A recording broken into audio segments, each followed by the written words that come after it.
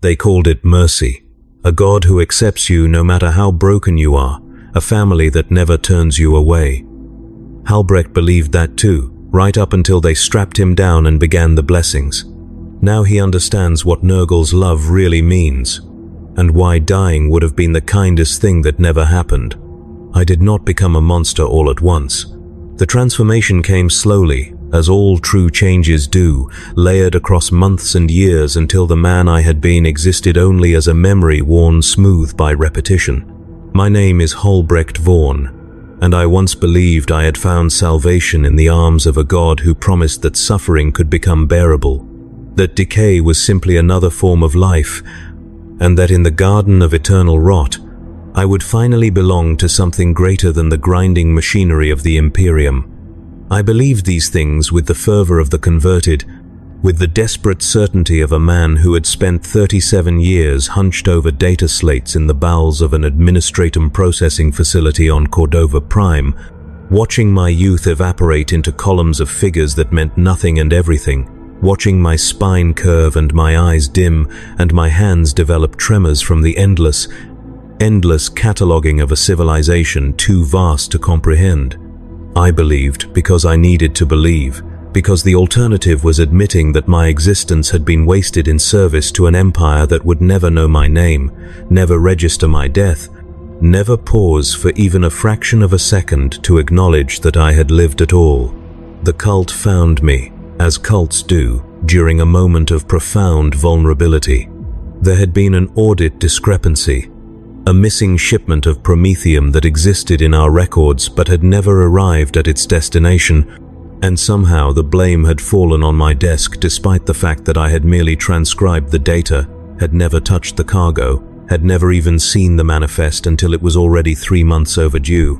The Arbites came with their black armor and their brutal efficiency, hauling away 6 of my colleagues in chains while the rest of us sat frozen at our stations, staring at our screens as if the flickering green text might offer some protection against arbitrary justice. 2 of those 6 would be executed. The others would simply disappear into the prison hulks that orbited our world like patient vultures. I knew this with the certainty that comes from processing such fates for decades, from reducing human lives to file numbers and transit codes. That night, I could not sleep. I walked the lower levels of the hive instead, descending through districts I had never visited, past manufactorums that coughed black smoke and hab blocks that leaned against each other like drunken penitents. The air grew thicker as I descended, heavy with chemical residue and the accumulated exhalations of millions of human lungs. And somewhere around sublevel 47, I encountered a man sitting beside a gutter that ran with something too viscous to be water. He was smiling. Not the rictus grin of the mad or the desperate, but a genuine expression of contentment that seemed impossible in these depths. His skin was marked with lesions that wept clear fluid. His eyes were slightly clouded, and yet he radiated a peace I had not felt in years. We spoke. He told me his name was Torvin, and he told me about a community that existed beneath the official records. A family that welcomed those whom the Imperium had ground to dust. He spoke of acceptance without judgment, of purpose without the crushing weight of bureaucratic indifference, of a grandfather who loved his children not for their utility, but for their very existence. The words settled into the hollow spaces inside me, like water filling a long-abandoned well. He did not proselytize, he did not threaten. He simply offered an invitation to attend a gathering, to see for myself whether what he described might resonate with the ache that had become my constant companion. I went. The gathering took place in a reclaimed water treatment facility that had been shut down 2 centuries prior. Its machinery rusted into abstract sculptures, its pools now filled with stagnant liquid that reflected the candlelight in oily swirls. There were perhaps 30 people present, all marked by the same strange contentment I had seen in Torvin, all bearing visible signs of disease that should have left them bedridden but instead seemed to have been incorporated into their very beings as badges of belonging. They welcomed me without question, without the scrutiny I had expected, and I sat among them as their leader, a woman named Magritte, whose voice was soft despite the bubbling quality that suggested fluid in her lungs, spoke about suffering and transcendence. She did not deny that the Imperium demanded pain from its citizens. She did not pretend that our lives were anything but expendable. What she offered instead was a reframing, a way to understand suffering not as punishment or test, but as transformation, as the natural process by which life renewed itself through decay. She spoke of a garden where everything that fell returned to nourish new growth, where death was not an ending but a changing of state, where the grandfather watched over all his children with patient affection and never abandoned them to face oblivion alone. The words were heresy, of course. I knew this even as I felt them resonating in my chest, even as I recognized the chaos cant woven through her sermon. But heresy implies that orthodoxy has value, and after 37 years of faithful service, I had seen no evidence that the Emperor cared whether I lived or died, suffered or prospered, existed or vanished. Nurgle, Magritte said, loved us for what we were, not what we might become. I returned the next night, and the night after that.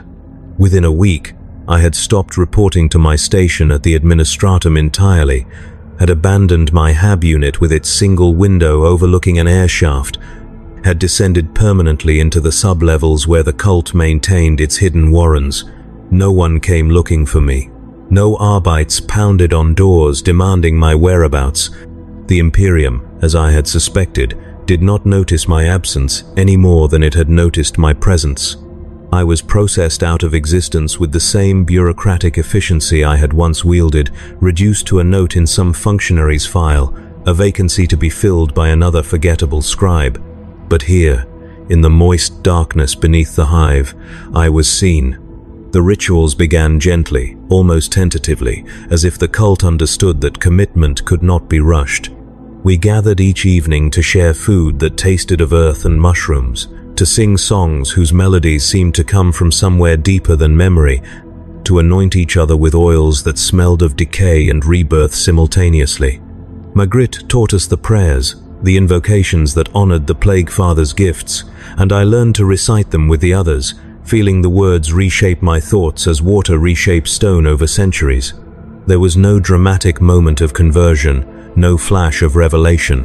Instead, there was a gradual dissolution of the barriers I had maintained between myself and the world, a slow acceptance that my body was not separate from the cosmos, but intimately connected to every cycle of growth and rot. The first blessing came 3 weeks after my initiation.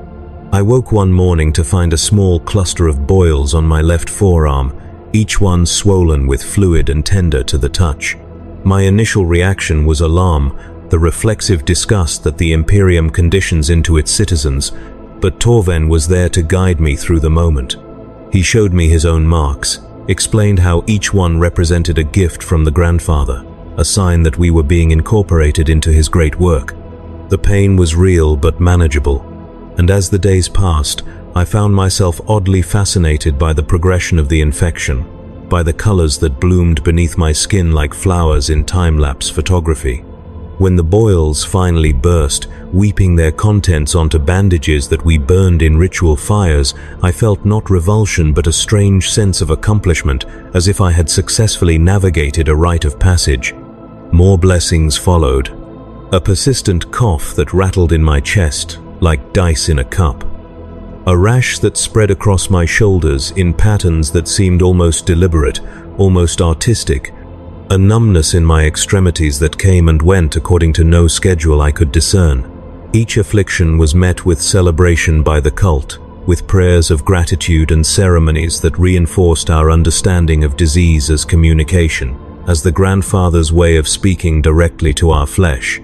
I learned to interpret the language of my body's decay, to read meaning into every symptom, and in doing so, I found a purpose that had eluded me throughout my years of service to the Administratum. I was becoming holy. 6 months after my initiation, Magritte announced that we would be relocating to a more suitable place of worship, a shrine that had been prepared in secret over many years. The news rippled through the cult with excitement and trepidation in equal measure, for we understood that this represented an escalation of our commitment, a crossing of a threshold from which there could be no return. The Imperium tolerated many small heresies in the depths of its hives, too vast and too weary to root out every pocket of resistance, but a dedicated shrine represented an affront that could not be ignored if discovered. We would be leaving behind even the possibility of return to normal life. I did not hesitate. The journey took 3 days, navigating through abandoned transit tunnels and maintenance shafts that no servitor had traversed in generations. We traveled in small groups to avoid detection, carrying our meager possessions and the sacred relics of our faith, descending ever deeper into the underhive until we emerged finally into a cavern that had once been a geothermal plant. The machinery still hulked in the shadows, but the central chamber had been transformed into something that transcended its industrial origins. The walls were hung with tapestries woven from hair and dried viscera, depicting scenes of decay rendered with disturbing beauty. The floor had been seeded with fungal growths that glowed with a faint bioluminescence, casting everything in a sickly green light.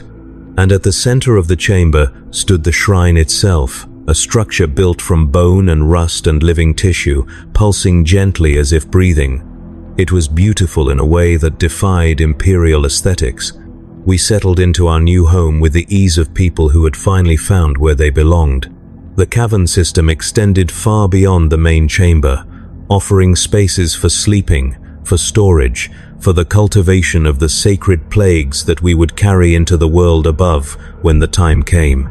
There were perhaps 200 of us now, the cult having grown as word spread through the desperate and the abandoned. And we organized ourselves not according to hierarchy but according to gift, each person contributing what they could to the collective maintenance of our sanctuary. I found myself working in what we called the garden, a series of pools where we cultivated various strains of disease in controlled environments, nurturing them as carefully as any botanist might tend rare orchids. The work was meticulous and demanding. Each plague required specific conditions to flourish, particular combinations of temperature and humidity and host material, and I spent hours each day adjusting variables, taking samples, documenting the evolution of our creations in journals that would have looked perfectly at home in an administratum office. The irony did not escape me. I had fled bureaucracy only to discover that the worship of Nurgle demanded its own form of record-keeping, its own obsessive attention to detail. But there was a difference, a crucial distinction that made all the effort meaningful. These plagues were not abstract data, not numbers on a screen divorced from consequence. They were living things, beautiful in their complexity, and I was helping them achieve their full potential. Magritte visited the garden often, observing our work with the pride of a parent watching children grow. She had changed since our arrival at the shrine, her blessing having progressed to the point where her flesh had begun to merge with the living components of the structure itself. Her left arm fused at the elbow with one of the shrine's supporting columns, her skin sharing texture and color with the pulsing tissue that formed the walls. She claimed she could feel the grandfather's presence more clearly now, could hear his whispers through the connection she maintained with his realm. I believed her. How could I not, when I could see the peace that suffused her features even as her body transformed into something that defied categorization? She taught us that suffering was temporary, but transformation was eternal. She taught us that pain was merely the sensation of becoming. She taught us that the grandfather asked only that we surrender our fear and embrace the gifts he offered, trusting that even when we could not understand his purpose, his love remained constant and unwavering. I believed her. The first doubt came quietly, almost apologetically, like a guest who arrives uninvited but too polite to be immediately ejected. I was tending to one of the plague pools, a particularly virulent strain that we had been developing for nearly 2 months, when I noticed one of the newer initiates standing at the edge of the chamber. His name was Kellen, a former factory worker who had joined us only 3 weeks prior, and he was staring at his hands with an expression I could not quite read. I approached him, offering the greeting we used among the faithful, but he did not respond. When I placed my hand on his shoulder, he flinched. He asked me how long the pain would last. The question caught me off guard because we did not speak of pain in those terms, did not frame it as something to be endured until it passed. I began to offer the standard reassurance, the explanation that what he felt was not pain but transformation, but he interrupted me with a shake of his head that sent droplets of sweat flying. He told me that his hands had been burning for 6 days now, that the sensation had not diminished but intensified, that he could no longer sleep or eat or think of anything except the constant fire that consumed his flesh. He showed me his palms, and I saw that the blessing had progressed far beyond what I had assumed, the skin cracked and weeping, the fingers beginning to swell with infection that tracked up his forearms in angry red lines. I told him it would pass. I told him that the grandfather never gave burdens too heavy to bear.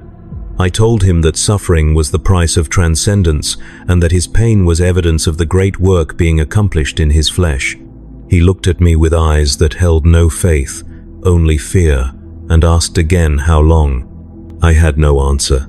Kellan disappeared 3 days later, and we found him in one of the outer tunnels, having tried to claw his way back toward the surface, despite the fact that his hands were now so swollen and infected that he could barely grip the stone. He was delirious with fever, crying out for water and mercy in equal measure, and we carried him back to the shrine where Magritte herself administered the final blessing, a concentrated dose of plague matter that stopped his heart within minutes. She told us that he had been weak, that his faith had faltered at the crucial moment, and that the grandfather in his mercy had released him from trials he was not ready to face. We held a ceremony to honor his memory and to reaffirm our own commitment.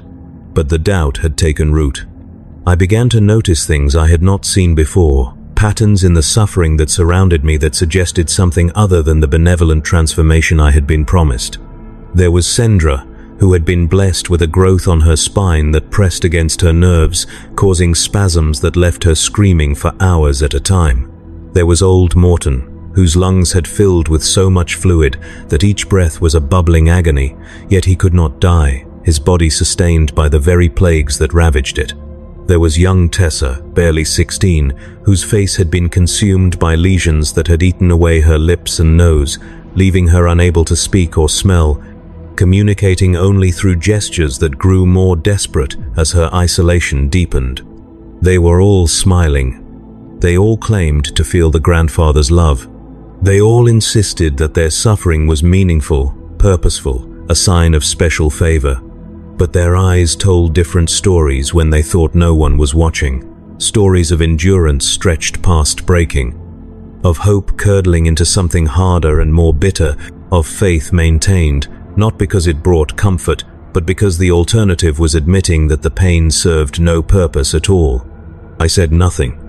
I continued my work in the garden, cultivating plagues with the same attention I had once devoted to administratum records, and I told myself that doubt was natural, that every faith required moments of questioning before understanding could deepen. But the doubt grew stronger, fed by observations I could not ignore, by contradictions in the doctrine that I had previously overlooked. Magritte preached that Nurgle offered release from the tyranny of false hope, from the Imperium's cruel promise that suffering would be rewarded in some distant future, yet everywhere I looked I saw people trapped in present agonies, sustained indefinitely in states that should have killed them, denied the very release that death might offer. The garden itself began to seem different to me. What I had once perceived as beautiful complexity now appeared as deliberate cruelty, as ecosystems of suffering maintained with scientific precision. Each plague pool contained not just microorganisms but living host material, tissue samples taken from the faithful that continued to experience sensation even as they served as culture medium. I had thought this necessary, had accepted the explanation that the plagues required living substrate to reach their full potential, but now I found myself wondering about the consciousness embedded in those samples, about whether some fragment of awareness remained trapped in perpetual infection. I began to have nightmares. In them, I was one of the samples, a piece of flesh floating in nutrient solution, feeling the plagues multiply within me, experiencing every stage of decay while unable to move or scream or escape. I would wake in my alcove drenched in sweat, my heart hammering against my ribs, and it would take long minutes before I could convince myself that I was still whole, still in possession of my body. The nightmares came more frequently as the weeks passed, until I dreaded sleep almost as much as I had once dreaded my shifts at the administratum. One night, I could not return to sleep after waking from a particularly vivid dream, and I wandered through the shrine's corridors seeking distraction. The central chamber was never truly empty, always occupied by at least a few of the faithful who maintained vigil or simply found comfort in proximity to the shrine's heart. And tonight, I found Magritte herself seated before the altar, her fused arm preventing her from lying down to rest. She seemed to be in meditation, her good hand tracing patterns in the air that left faint trails of luminescence, and I almost turned away rather than disturb her. But she called my name without opening her eyes, invited me to sit beside her, and I found myself obeying despite my reluctance. She asked if I was troubled. The question was so direct, so unexpected, that I answered honestly before I could construct a safer response. I told her about Kellen, about the observations I had been making, about the growing sense that something in our doctrine did not align with what I was witnessing. I expected anger or disappointment, expected to be chastised for my lack of faith, but instead she smiled with what seemed like genuine warmth. She told me that she had been waiting for me to reach this point, that doubt was not a failure, but a necessary stage in true understanding. The grandfather, she said, did not want blind followers, but conscious participants in his great work. She asked if I wanted to see the deeper truth. I said yes.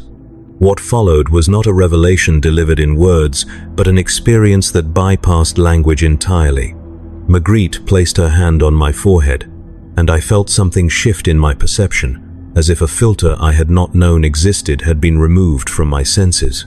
The shrine around us became suddenly, terribly alive, and I could feel the suffering embedded in every surface, every organism, every atom of air. It was not the suffering of unconscious matter, but of awareness stretched across impossible configurations, of minds that had been fragmented and distributed throughout the structure, experiencing their transformation not as individuals, but as a collective consciousness that encompassed everything the shrine touched.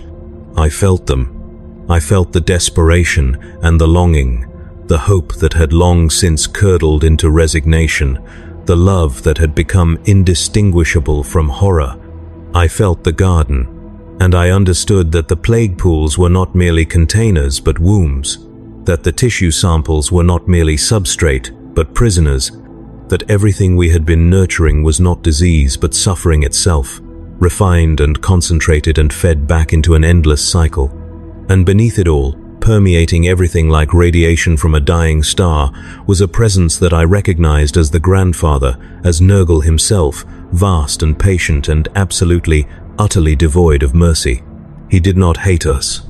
That would have been comprehensible, would have fit within frameworks I understood from the Imperium's own cruelties. What I felt instead was a love so profound and so twisted that it made hatred seem clean by comparison. A love that cherished suffering because suffering was eternal, that preserved pain because pain was proof of existence, that denied death because death was the only true escape from his garden. Nurgle loved us the way a child loves a butterfly pinned to a board, marveling at its beauty while being incapable of understanding that the pin itself is torture. The vision released me, and I found myself gasping on the floor of the shrine, bile rising in my throat, my body convulsing with the need to reject what I had just experienced. Magritte was watching me with that same gentle smile, and she told me that now I understood, that now I could move forward with full knowledge of what we were building. She told me that suffering was not a means to an end, but the point itself, that the grandfather sustained us in our agonies not despite them but because of them, that eternal life in his garden meant eternal awareness of decay. She told me I had been chosen for a great honor. The others came then, emerging from the shadows where they had been waiting, and I realized with creeping horror that this had been planned, that my doubt had been anticipated and even encouraged because it was necessary for what came next. They lifted me with hands that were gentle but implacable, carried me through corridors that seemed to stretch longer than they should, descended into levels of the shrine I had not known existed. The air grew warmer and more humid, thick with spores that made breathing difficult, and the walls here were not merely decorated with living tissue but composed of it entirely, pulsing with rhythms that matched no human heartbeat. They brought me to a chamber that could only be described as a womb. The walls were soft and yielding, the floor covered in something that felt like flesh but moved like water, and at the center of the space was a structure that resembled a bed but was clearly intended for a purpose far removed from rest. Restraints hung ready, organic things that would mold themselves to whatever they held, and I understood with sudden, perfect clarity what was about to happen. I tried to resist, tried to summon strength that had atrophied during my months in the cult, but my body betrayed me, responding not to my will but to the plagues I had welcomed into my flesh, the blessings that had been rewriting my nervous system to align with the grandfather's purposes. They placed me on the structure, and the restraints flowed over my limbs like living things, tightening just enough to prevent movement without causing the sharp pain that might have shocked me back into defiant clarity. Magritte leaned over me, her face inches from mine, and I could see the genuine affection in her eyes, the absolute conviction that what was happening was an act of love. She told me that I would become a garden unto myself, that the grandfather had chosen me to be a vessel for his greatest work, that my body would host not just one plague but dozens, each one carefully cultivated to demonstrate different aspects of his glory. She told me I would never die.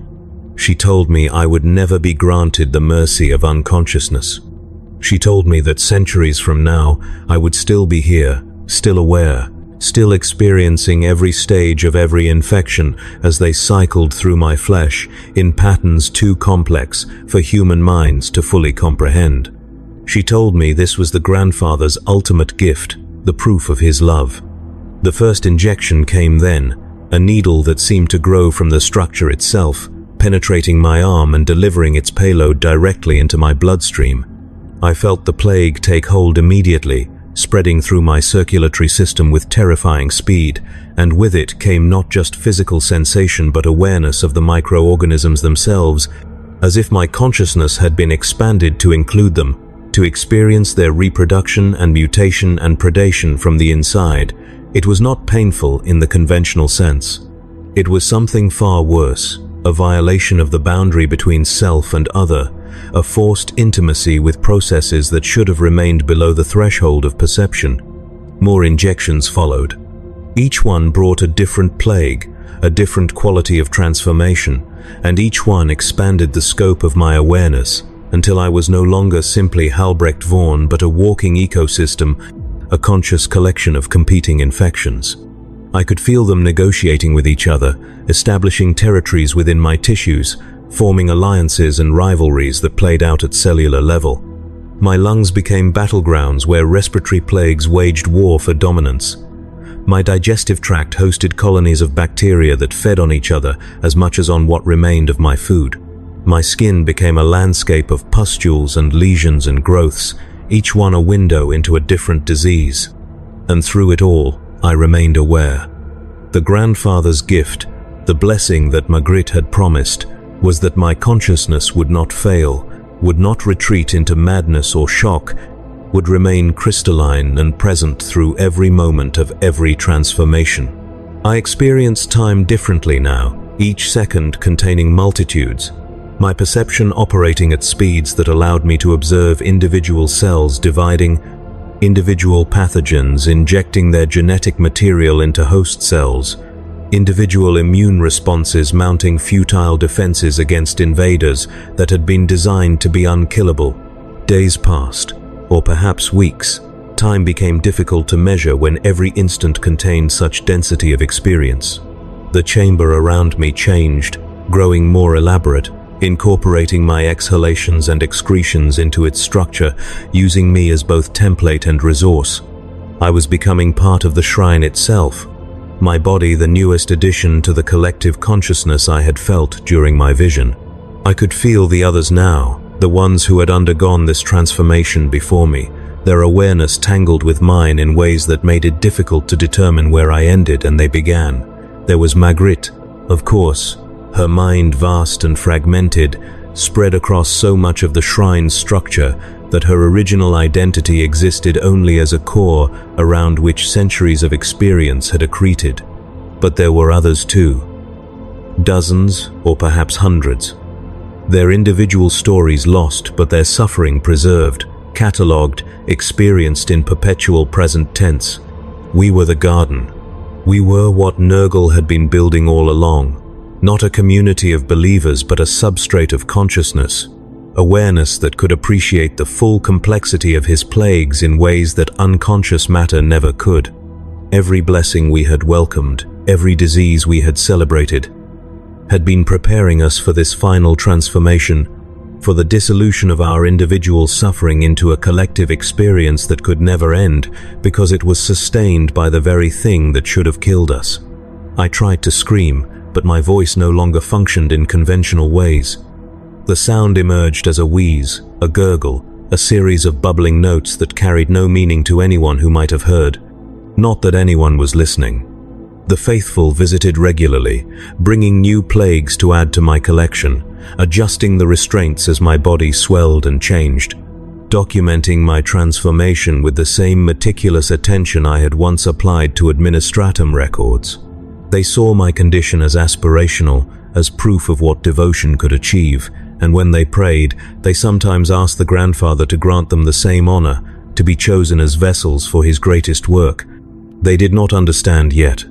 They still believed that suffering had purpose, that transformation led somewhere, that the love they felt from the grandfather was benevolent rather than the most refined form of torture conceivable. They still had hope, and hope was a luxury I could no longer afford.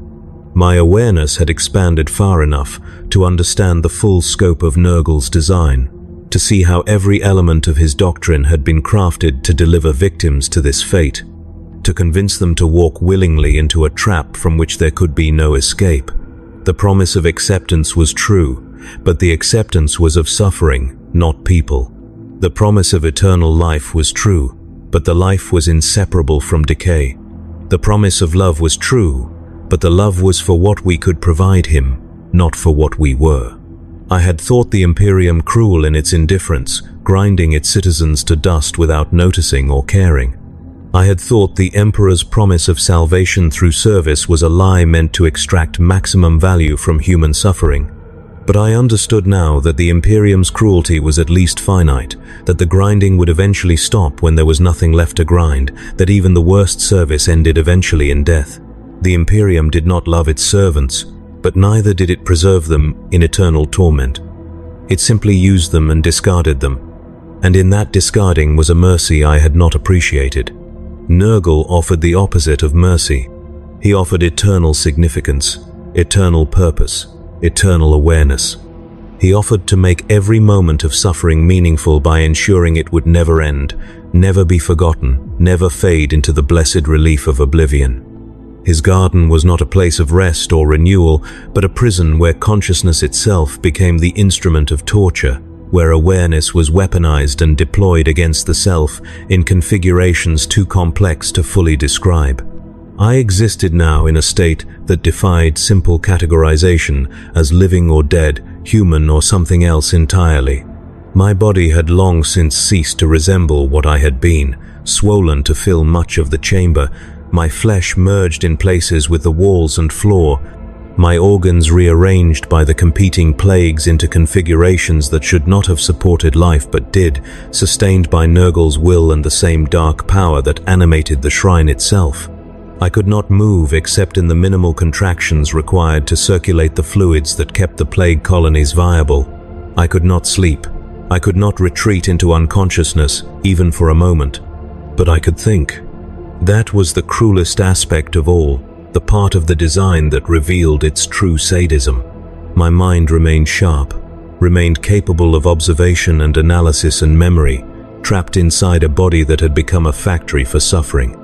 I thought about my years in the administratum, about the simple misery of a wasted life, and I longed for that misery with an intensity that transcended nostalgia.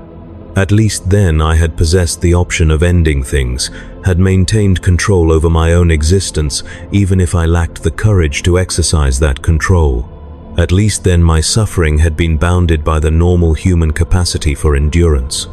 Here, endurance had been removed as a limiting factor. The plagues cycling through my flesh had rewritten my biology to prevent the cascade failures that normally ended life. My heart could not stop because the cardiac tissue had been infiltrated by organisms that stimulated it directly, bypassing the electrical systems that might have faltered. My brain could not shut down because the neurons were reinforced by bacterial networks that maintained their function even as they fed on the surrounding tissue. I was a system in perpetual motion, each component sustaining the others in an endless loop that could theoretically continue for millennia. The shrine itself existed in a kind of stasis field, I realized, protected from the normal passage of time by the warp energies that Nurgle channeled through his connection to this place. Years might pass in the world above, centuries even. While we remained here, experiencing every second in full, our suffering stretched across impossible spans of subjective time. The others in the collective consciousness, the ones who had been here longer than I could calculate, existed in states so far removed from their original identities that they had become more concepts than individuals, abstractions of pain rendered in living tissue. I would become that eventually. The thought was not comforting, did not offer hope of eventual escape through madness or dissolution.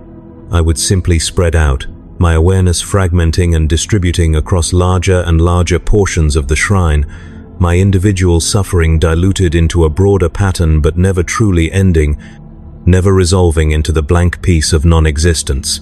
I would become one with the garden, and the garden was eternal. Time passed. I marked it not by days or weeks, but by the cycles of my internal plagues, by the rhythms they established as they competed and cooperated within my flesh. A respiratory plague would surge to dominance, filling my lungs with fluid that made each breath a conscious effort, and then it would recede as a different infection claimed resources, allowing me weeks or months of relatively clear breathing before the cycle repeated. A skin plague would flourish, covering my exposed surfaces with lesions that wept and itched and eventually formed thick scabs that cracked and bled, and then it would fade, allowing new skin to form beneath, skin that was already seeded with the next generation of infections. The faithful continued their work, tending to me and the other vessels with care that bordered on reverence. They cleaned away the worst of the excretions, adjusted my position occasionally to prevent complete fusion with the chamber floor, brought nutrients in forms I could absorb through skin contact since my digestive system had long since been repurposed for other functions. They sang songs whose melodies seemed designed to resonate with the frequencies of decay, and sometimes they would touch me, placing their hands on my distended flesh as if seeking blessings, as if my condition was something to aspire to rather than flee. New initiates came, drawn by the same promises that had brought me here, and I watched them progress through the same stages of belief and doubt, watched them gradually transform from desperate seekers into committed cultists, into eventual vessels. The cycle repeated with variations but never deviated from its essential pattern. Nurgle was patient, and his methods were proven, refined over countless worlds and countless victims until they achieved a kind of terrible perfection. Sometimes I tried to warn them. When the new ones were brought to see me, to witness what devotion could achieve, I would attempt to communicate the truth, to force some sign past my transformed physiology that might alert them to what awaited. But the plagues had rewritten my nervous system in ways that disconnected intention from action, and what emerged were only the bubbling sounds and wet gasps that the faithful interpreted as joyful affirmation. They heard what they wanted to hear, saw what they had been conditioned to see, and my suffering became just another sermon in praise of the grandfather. There was one, though, who seemed to hear something different in my attempts at communication.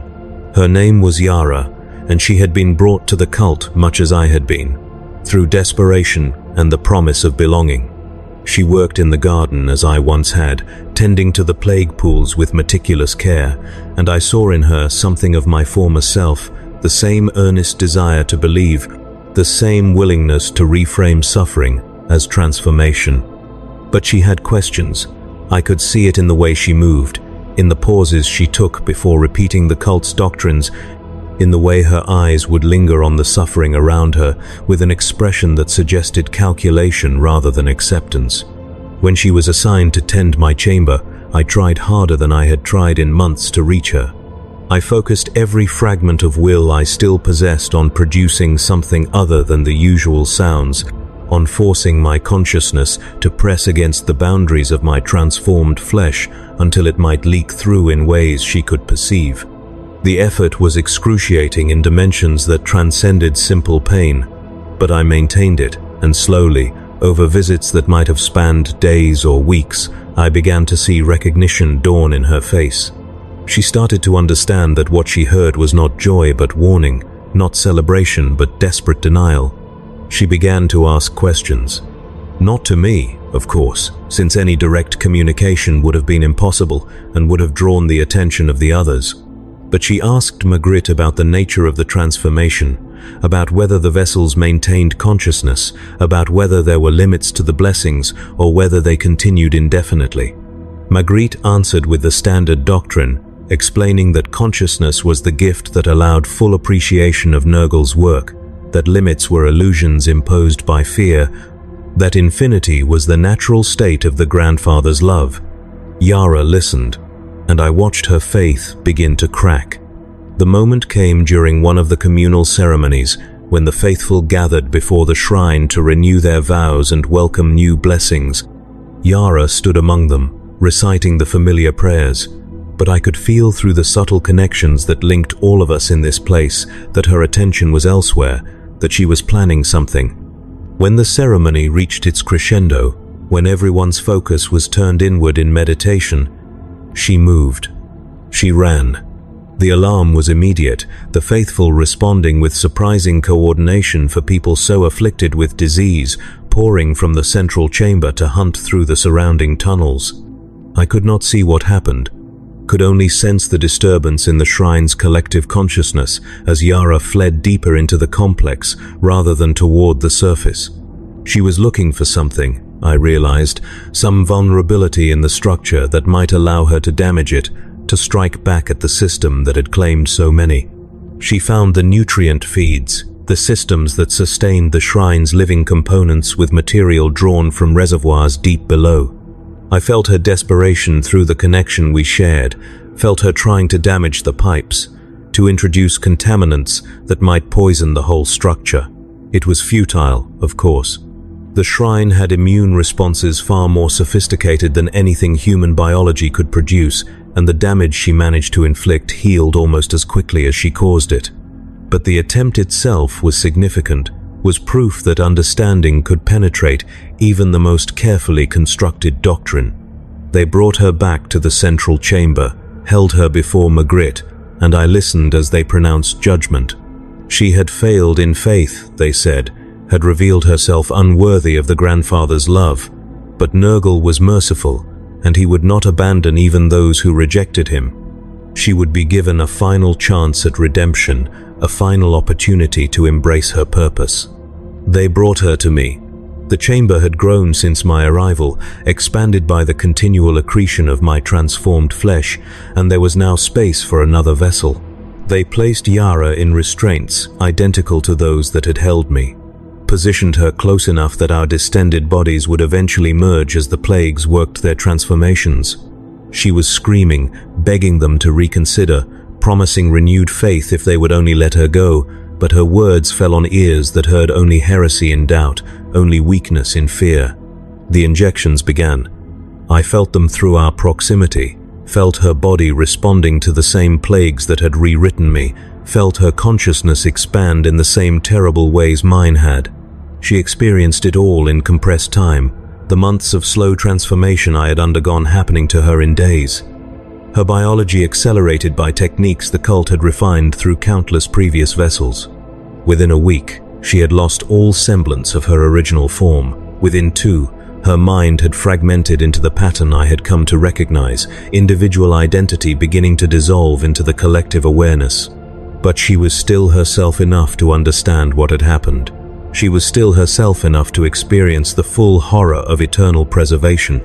We existed together in the chamber, our bodies gradually merging as the plagues knit our tissues together, creating connections that allowed even more intimate sharing of experience. I felt her despair, and she felt mine, and together we felt the others in the shrine's network, all of us locked into a state that made death impossible and suffering eternal.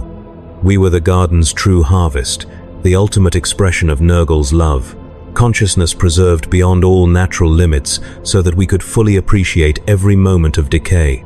More time passed, unmeasurable in conventional units, marked only by the cycles of plague and the slow accretion of new vessels. The shrine grew, fed by the steady stream of desperate people who found their way to the cult, who believed the promises of acceptance and belonging right up until the moment they understood what those promises actually meant. I was no longer at the periphery, but somewhere near the center of the collective consciousness. My awareness spread across enough of the structure that I had lost any clear sense of individual boundaries. I was Halbrecht Vaughn, and I was Yara, and I was Magritte, and I was dozens of others whose names I had forgotten or never known. We were separate and together, distinct and merged, suffering individually while contributing to a whole that experienced suffering on scales we could not have imagined while still fully human. We were the substrate on which Nurgle's love was written, the living proof that mercy could be weaponized, that preservation could be torture, that existence itself could become punishment. And we would never end. The Imperium above continued its grinding operation, processing billions of lives through systems that extracted maximum utility before discarding the used human components. People lived and suffered and died according to the cold mathematics of imperial efficiency, never knowing that in the darkness beneath their feet was a suffering that made their worst fates seem preferable, never understanding that oblivion was a gift denied to those who fell into the grandfather's embrace. Sometimes I tried to remember who I had been, to reconstruct the man named Halbrecht Vaughn who had worked at the administratum, who had walked away from his life seeking something better. The memories were still there, preserved with the same cruel clarity that characterized everything in Nurgle's domain, but they felt increasingly like stories about someone else, a character in a narrative that had concluded the moment I accepted that first invitation to attend a gathering. That man had been a fool, trading finite suffering for infinite, exchanging the possibility of death for the certainty of eternal preservation. But he had not known. None of us had known. Not really. Not in the way that mattered. The cult's doctrine had been carefully designed to appeal to exactly the kind of desperation we felt, to present transformation as transcendence rather than trap, to frame eternal life as gift rather than curse. We had been told the truth, in a sense, but truth filtered through language that reframed horror as love, that turned imprisonment into embrace. This was Nurgle's genius, I understood now, the refinement that made him perhaps the cruelest of all the Chaos gods. Khorne offered death in service to slaughter, Tzeentch offered change that might eventually consume you, Slaanesh offered pleasure that destroyed through excess.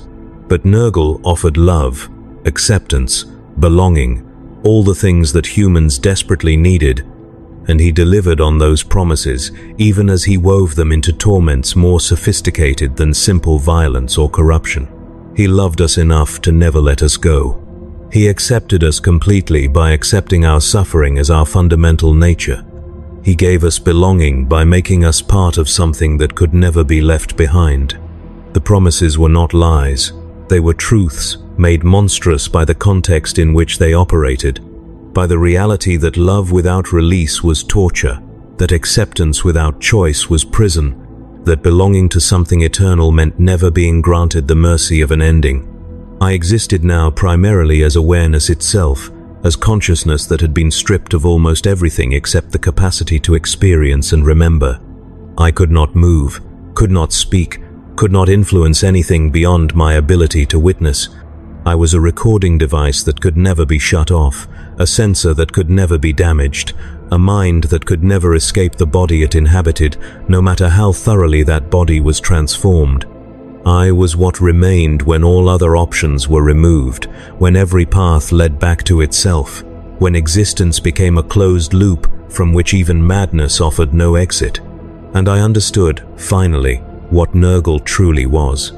Not a god of disease in any conventional sense, not a being who inflicted plagues for strategic purposes or to punish the unfaithful. He was a god of preservation, of the absolute refusal to allow anything to truly end, of love so possessive that it would not grant even death to those it claimed. Every plague he created was designed not to kill but to sustain, to keep his victims alive long past the point where biology should have failed, to trap consciousness in flesh that could decay endlessly without ever fully succumbing. This was his garden, and we were his flowers, blooming in eternal rot. The shrine continued to grow, fed by the cycles I had helped establish when I worked in the garden, spreading through the underhive like a cancer that infected not just bodies but hope itself. The cult above expanded, drawing in more desperate souls, feeding them into the same pipeline that had processed me, converting fear and suffering into devotion, and then devotion into permanent vessels. The system was self-sustaining, requiring only the steady supply of human misery that the Imperium produced in endless abundance. I thought about the Administratum, about my 37 years of service, and I realized that in some ways, I had never left. I was still processing data, still cataloging information, still maintaining records that would never be reviewed. The difference was that now the data was internal, the information was my own suffering, the records were written in flesh that could never be destroyed. I had traded one form of bureaucratic eternity for another, exchanging the Imperium's indifferent machinery for Nurgle's loving attention. If I could have laughed, I would have. If I could have wept, I would have done that too. But I could only experience, only witness, only remember, preserved in perfect clarity for as long as the shrine existed, which was to say forever, since nothing short of the complete destruction of this structure would end what we had become. And even then, I suspected, even if the shrine were somehow obliterated, the consciousness we formed would persist somewhere in the warp, sustained by Nurgle's will, continuing to suffer in dimensions untethered from physical reality. There was no escape. There would never be escape. This was the truth I had learned too late. The understanding that came only after commitment had become irreversible. Nurgle was not evil in the way the Imperium preached, was not a simple antagonist who could be defeated or opposed. He was evil in a more fundamental sense, evil that operated through love rather than hate, through preservation rather than destruction, through gifts that trapped rather than curses that destroyed. The Imperium was cruel, but its cruelty was honest, transparent in its demands and its costs. You served, you suffered, you died, and your sacrifice was forgotten in the grinding progression toward whatever distant goals the Emperor had established 10,000 years ago. It was not fair, was not kind, was not even particularly meaningful, but it ended. Every shift concluded, every life terminated, every pain eventually stopped when the body could no longer sustain itself. Nurgle offered the opposite, and in that opposition was a horror that exceeded anything the Imperium could inflict. He offered eternity, and eternity was suffering that could never be exhausted, pain that could never fully consume you, transformation that never resolved into any final state. He had looked at human suffering and asked not how to end it or even how to justify it, but how to make it permanent, how to preserve it forever as proof of his love. And we had welcomed him. I had welcomed him, walked into his arms with gratitude, believing that anything was better than the life I had known. I had been wrong in ways I could never have imagined, while still capable of choice, wrong in ways that made every moment of my previous suffering seem like a gift I had refused to appreciate.